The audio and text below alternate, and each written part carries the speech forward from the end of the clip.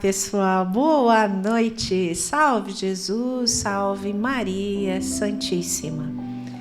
Mais um Evangelho no Lar, graças a Deus, com essa oportunidade bendita que nos foi concedida inclusive pelo próprio Jesus, não é? Você que quiser estudar, vai ver lá no livro por intermédio de Neio Lúcio, com Chico, nosso amado Chico, o livro Jesus no Lar. Fica aí já a sugestão de leitura. E lá o próprio Jesus, estando na casa de Pedro, viu que as conversas estavam ficando não tão edificantes assim, e Jesus vira: Pedro, vamos orar, vamos ler as Escrituras. E aí nasceu o Evangelho no Lar.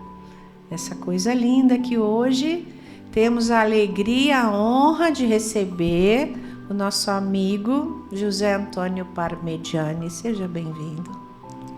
Salve, Jesus. Salve, Jesus. É um prazer muito grande estar fazendo parte aqui do Evangelho no Lar com você. E com todos que nos ouvem, né? Com certeza. E hoje o Parmegiani vai explicar para vocês, nós vamos fazer a leitura do quê, Parme? E explica o pessoal onde que acha na Bíblia, né? Na verdade, né? É o Evangelho de Mateus, capítulo 18, versículo 23 a 35.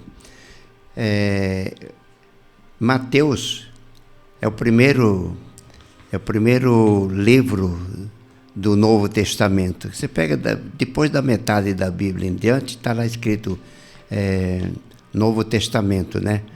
Então, Mateus é o primeiro livro. Uhum. E ele é o que mais escreveu parábolas, né? É verdade, que ele mais anotou parábolas. E essa parábola do credor incompassivo, o que quer dizer incompassivo, né, Gina? É importante. É falta de compaixão, desumano, um desapropriado, né? Então, esse nosso irmão aqui. Aliás, Jesus falava por parábolas para a gente poder estudar e raciocinar e entender. Aqueles que não têm a vontade de aprender já desistia logo e falava: não entendi nada, não quero saber disso, né? Então Jesus já selecionava os que tinham vontade de aprender, né? É verdade. Então, conhecereis a verdade e a verdade vos libertará. E esse trecho que nós vamos estudar hoje está onde, Parmê, para o pessoal se localizar? Mateus, capítulo 18. Perfeito. E versículo de 23 a 35. Excelente. Então, você que já está com a sua Bíblia aí, vamos ler então. Então, vamos lá. Por isso, o reino dos céus pode comparar-se a um certo rei que quis fazer contas com seus servos. E começando a fazer conta, foi-lhe apresentado um que lhe devia 10.000 talentos. E não tendo ele como pagar, o seu senhor mandou que ele e sua mulher e seus filhos fossem vendidos com tudo quanto tinha para que a dívida fosse paga, né? Acertada. Então aquele servo, prostrando-se, reverenciava, dizendo: Senhor, seja generoso para comigo e tudo te pagarei. Então o senhor daquele servo, movido de íntima compaixão, soltou e perdoou-lhe a dívida. Saindo, porém, aquele servo encontrou um dos seus conservos que lhe devia 100 dinheiro, e lançando mão dele, sufocava-o, dizendo: Paga-me o que me deves.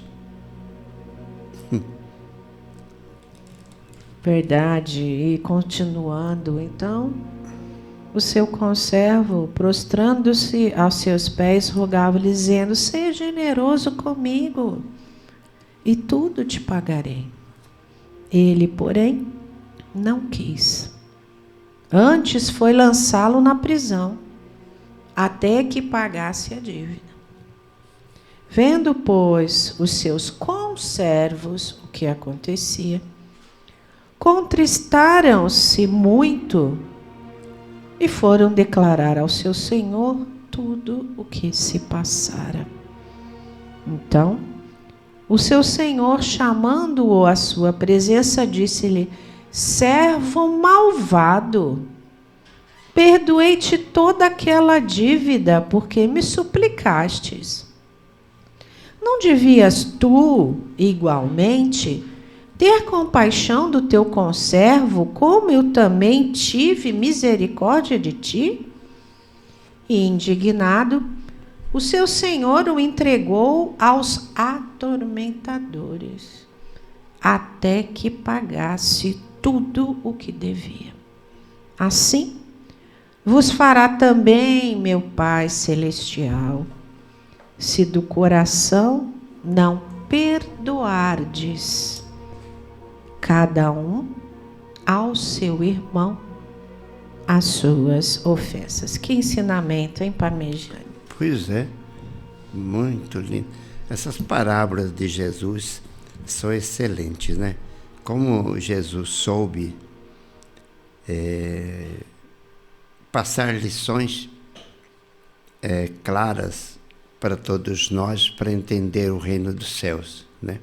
Como é que funciona o reino dos céus. São muitas leis, né?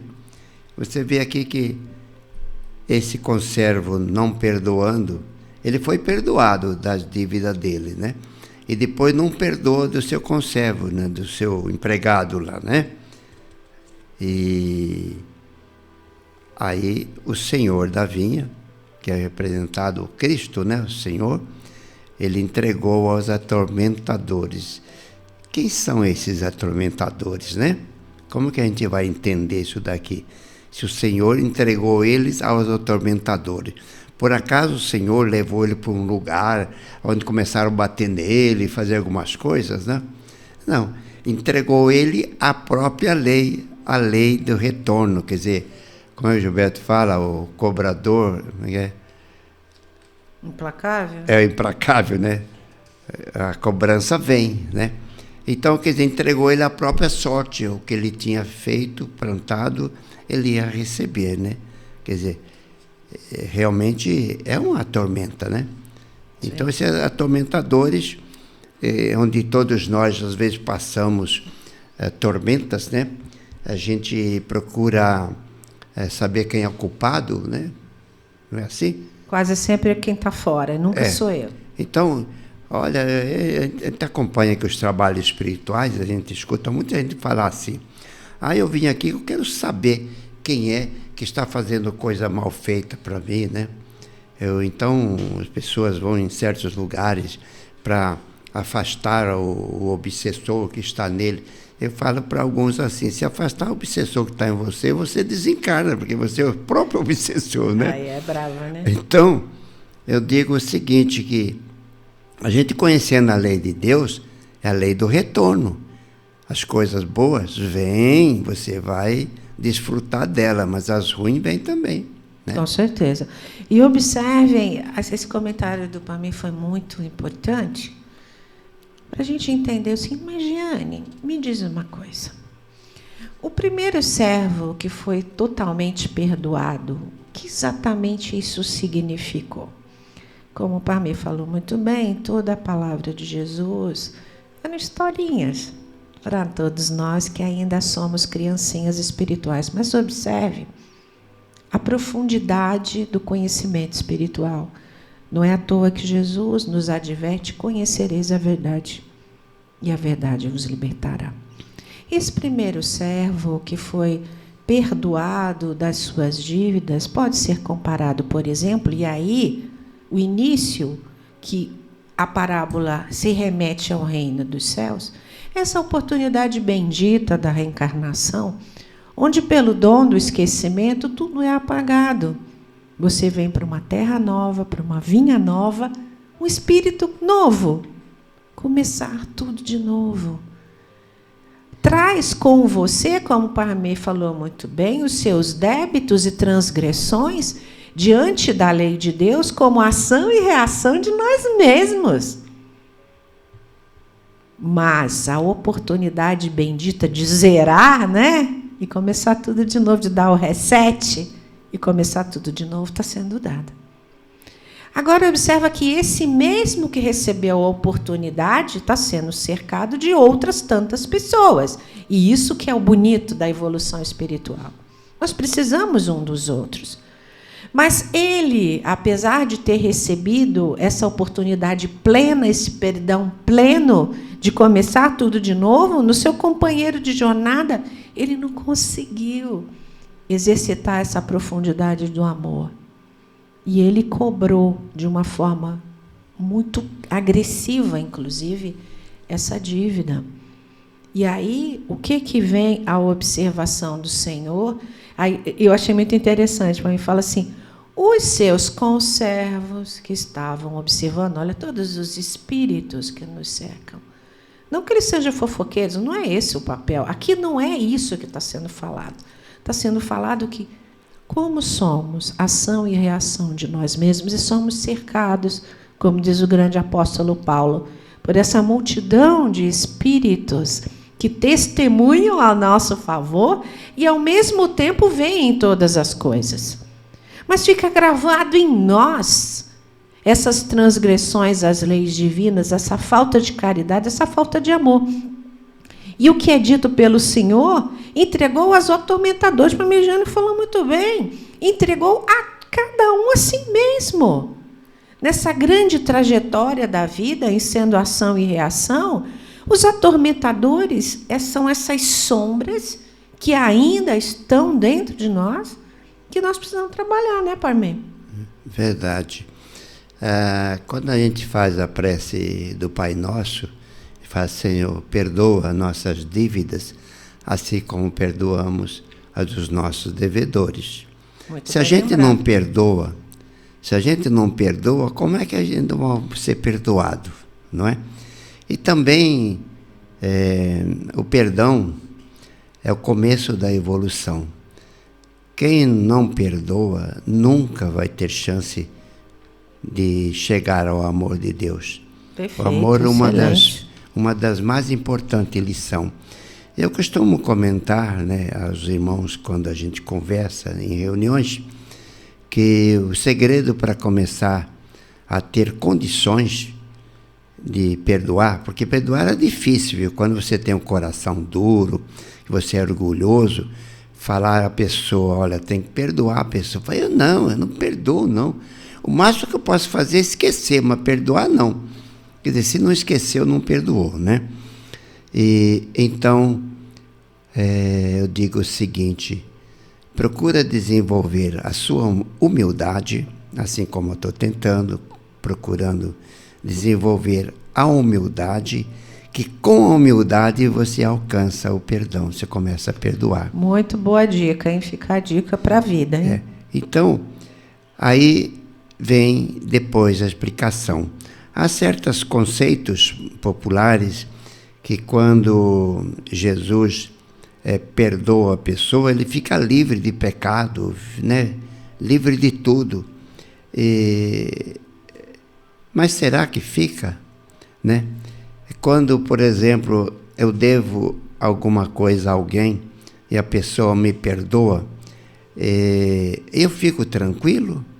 Quer dizer que eu posso fazer novas dívidas, continuar fazendo os mesmos erros? Não. O perdão é uma forma de você repensar. Quando você é perdoado, você recebe aquele sentimento de misericórdia, de amor, de compaixão. Aí cai a sua ficha e fala, nossa, se eu fui perdoado, eu não posso errar mais. Né? Eu não posso errar mais. E nós sabemos que, mesmo perdoado, os seus erros ou os seus pecados, ele existe. E vai haver um acerto nisso daí. Por isso que existe reencarnação. Se você não acerta nessa vida, acerta na próxima, ou na outra ainda, né? Verdade. Então, tudo é aprendizado. Nós aprendemos na vida, nós aprendemos com os acertos e com os erros. Verdade. Então, para não errar mais, pelo menos tentar não errar mais, vamos com o Parmegiane orar. Vamos. Eu gosto muito dessa oração, que chama Prece do Amanhecer. E fala assim, essa hora aqui, vai demorar a amanhecer, né, o dia ainda. Mas, no sentido, cada vez que nós lemos ou aprendemos, lembramos de Jesus, de Deus, é como um amanhecer no coração, entendeu? E eu digo que essa nem é uma prece. Essa daqui é um guia de nossas vidas. Se nós vivermos o que essa prece diz, a nossa vida será outra. Prestem bem atenção nas palavras desta prece. Aliás, ofereço isso a todos vocês que estão ouvindo, acompanhando o Evangelho no Lar, que essa vibração de amor, essa vibração de Deus, de Jesus, conforte a todos os seus familiares, amigos, vizinhos. Tire o rancor, o ódio do coração, abra seu coração, enche de amor e nessa prece ofereça a alguém ou alguns que você conhece que precisam de oração. Faça essa prece junto e faça isso chegar aos corações daquele que você mais deseja. Senhor, no silêncio deste dia que amanhece, venho pedir-te a paz, a sabedoria e a força. Quero olhar o mundo hoje com os olhos cheios de amor. Ser paciente, compreensivo, manso e prudente. Ver além das aparências teus filhos como tu mesmo os vês. E assim não ver senão o bem em cada um deles. Cerra meus ouvidos de toda calúnia. Guarda minha língua de toda maldade, que só de bênçãos se encha minha alma.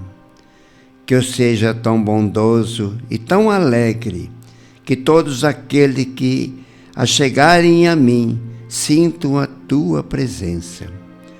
Reveste-me de tua beleza, Senhor, e que no decurso deste dia eu te revele a todos. Que assim seja, graças a Deus.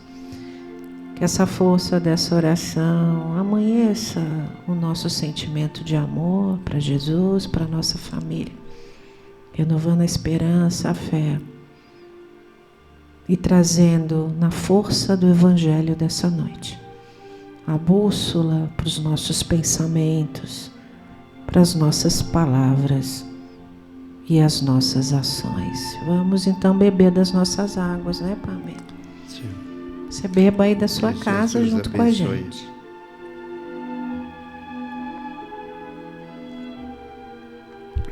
Graças a Deus, gratidão imensa, Pamela, por estar aqui com a gente. Quantos anos você está? 81. Seus 81 anos, olha que lindo. Distribuindo aí dons, amor nas suas palavras, nas suas orações. Gratidão. Volte sempre compartilhando com a gente seu conhecimento. Pela vida afora, pelos aprendizados espirituais. Somos todos aprendizes, né? Graças a Deus. Somos crianças diante de Deus. E como é bom estudar Jesus, né? Porque uma coisa é conhecer Jesus, outra coisa é estudar Jesus. Sabe por que eu falo? Estudar Jesus para você poder viver Jesus. Bonito. Conhecer Jesus, estudar Jesus e viver Jesus. Por quê?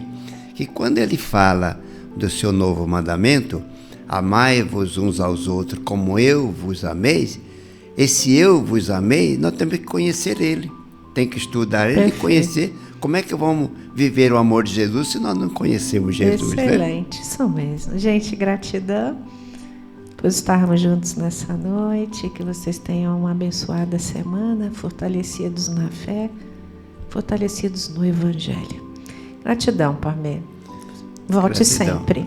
Salve Jesus. É um prazer. Salve Jesus. Salve Maria Santíssima. Tchau, gente. Até o próximo encontro. Fiquem com Deus.